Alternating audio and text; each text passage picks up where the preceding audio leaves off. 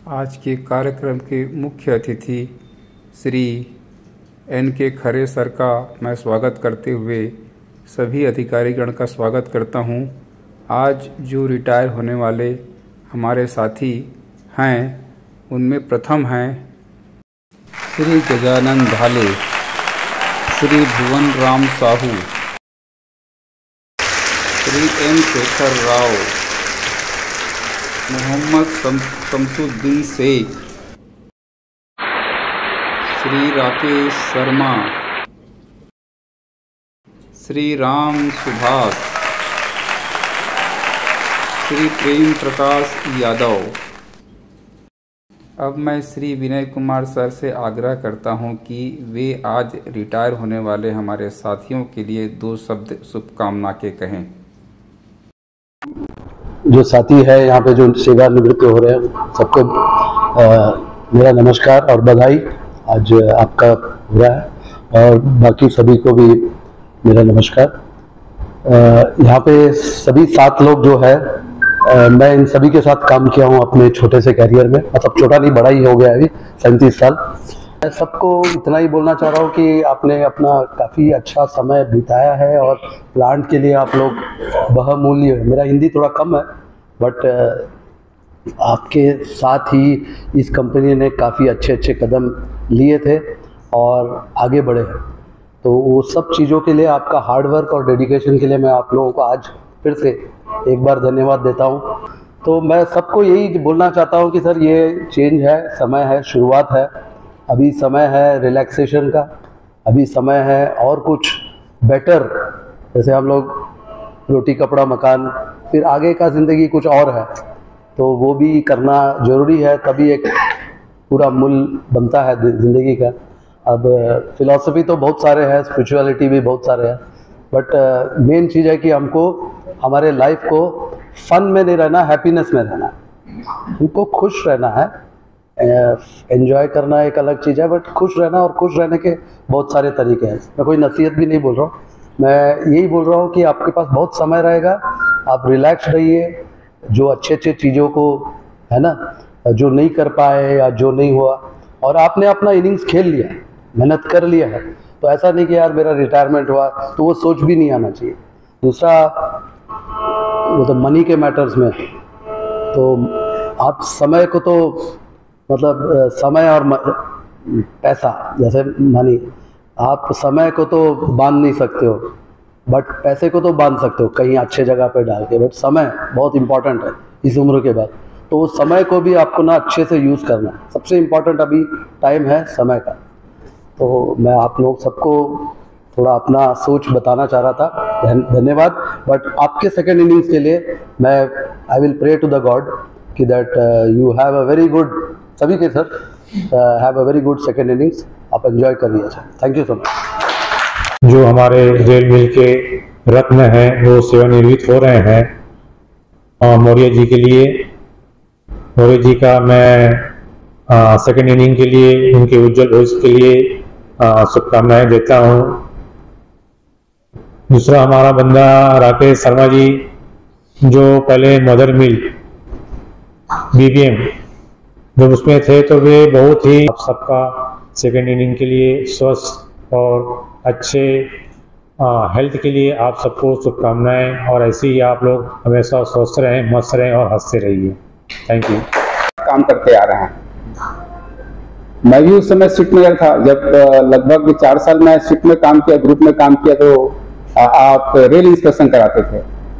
ये बात तो कोई भूल नहीं सकता, जिस समय रेल इंस्पेक्शन होता था तो उस समय 14 बेड, 15 बेड, 16 बेड समीम भी कराए हुए हैं, है ना, 25 बेड तक भी कराए हुए हैं। लेकिन एवरेज की बात करें तो 14 बेड तो एवरेज होता था, 25 बेड हम कभी करते थे, बट 14 बेड एवरेज था।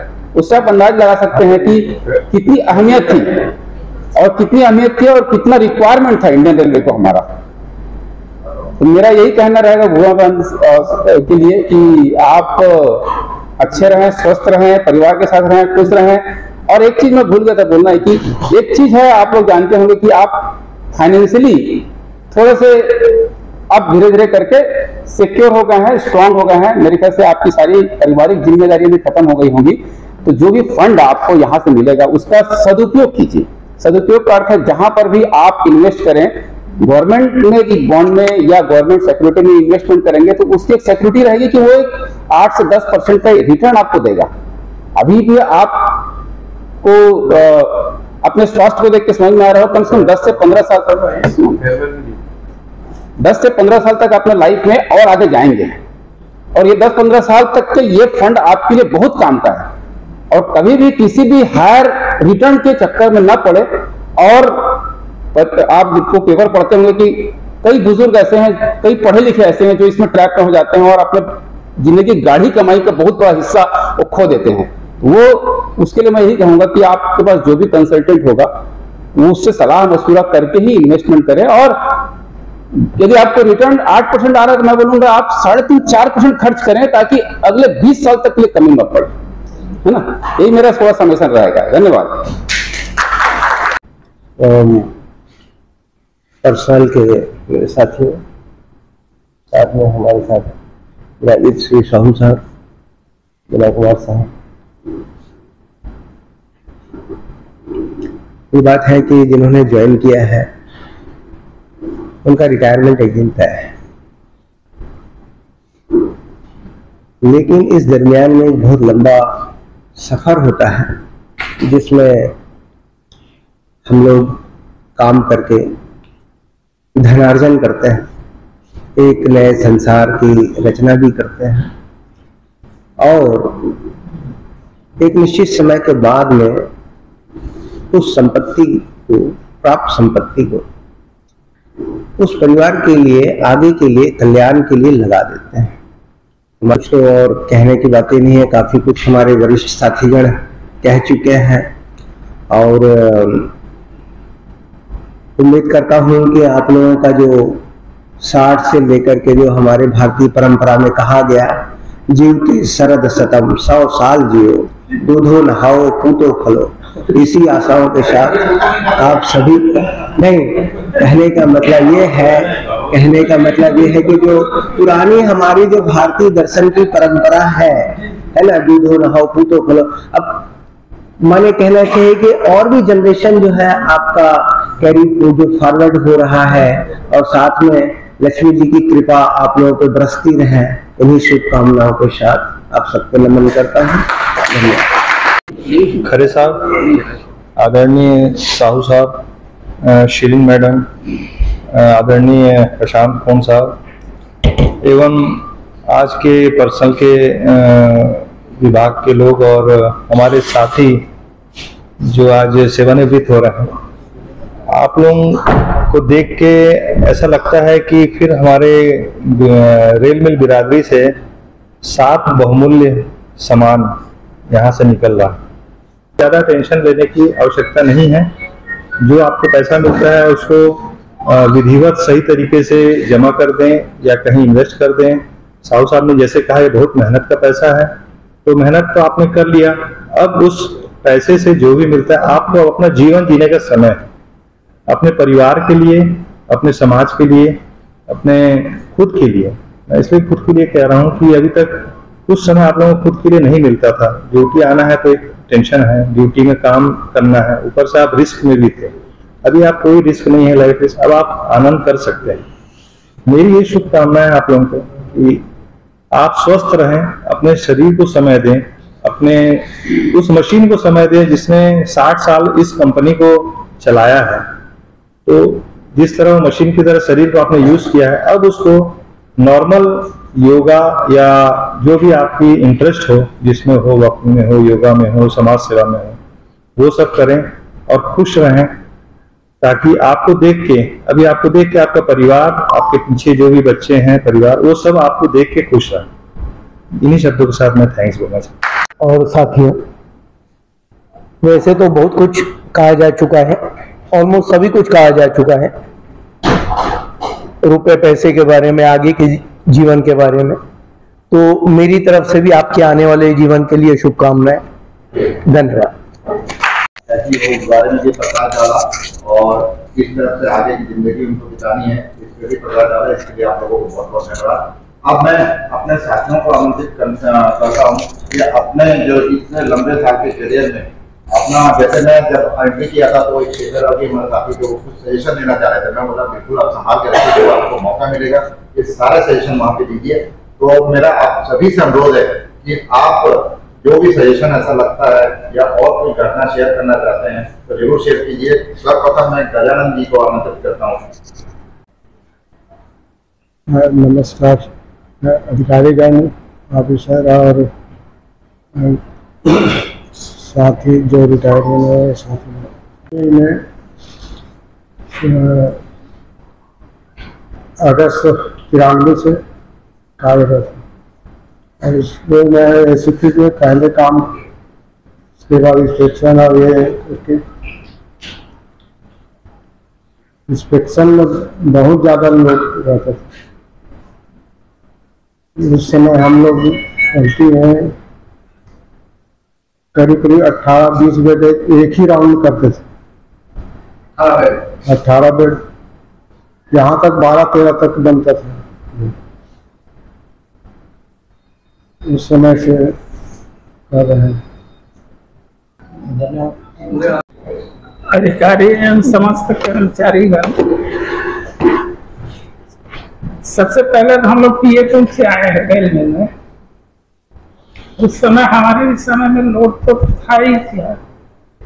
उस समय रेलिंग के एक्शन करने के काम करते थे और यहाँ पे तो जितने हैं 4 तो समझ हमारे शिफ्ट में से पवार सर भी थे हमारे शिफ्ट में, आप भी थे, एनके साहू भी थे, एनके खरे भी। तो अच्छा रहा अपना और सहयोग भी मिला और आगे भी बढ़े और ऐसे करके आगे बढ़ता रहे। आदरणीय खेल साहब जी, साहु साहब, सुजय साहब एवं अधिकारीगण एवं मेरे पर्सनल वाले एवं मेरे सभी साथियों को मेरा नमस्कार।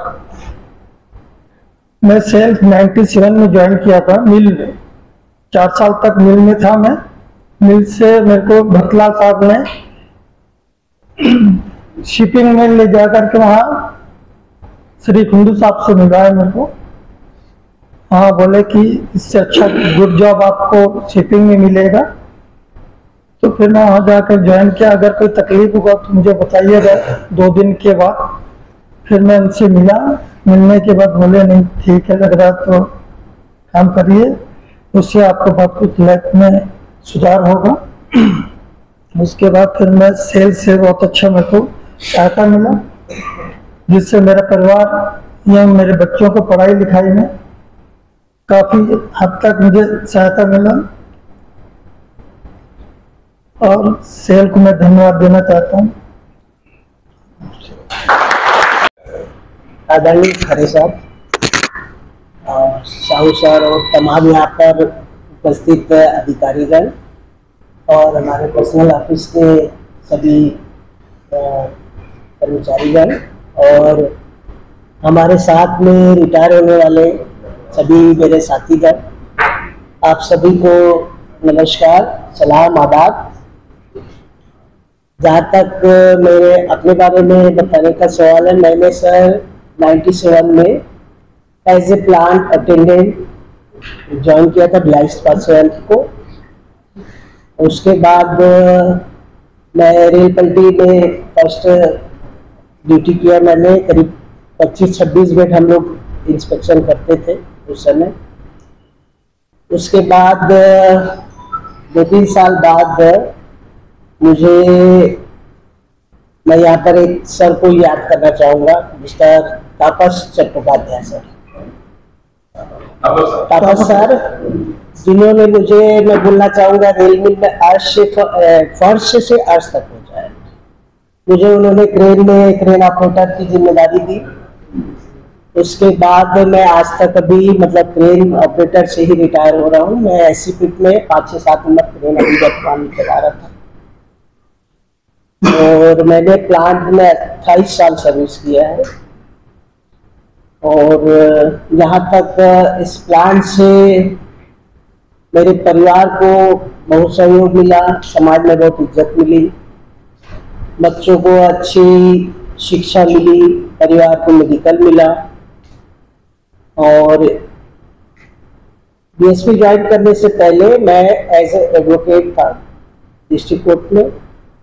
यहाँ से रिटायर होने के बाद मेरी दूसरी पारी वही रहेगी। इंशाल्लाह मैं अभी अगले महीने से डिस्ट्रिक्ट कोर्ट में प्रैक्टिस करूँगा।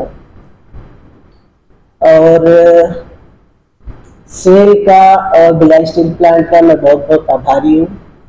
और मुझे अच्छे से सर्विस पूरी बिना किसी परेशानी के आप सभी के सहयोग से मैंने अपनी पूरी सर्विस पूरी की। आप सभी का धन्यवाद, शुक्रिया, थैंक यू सर।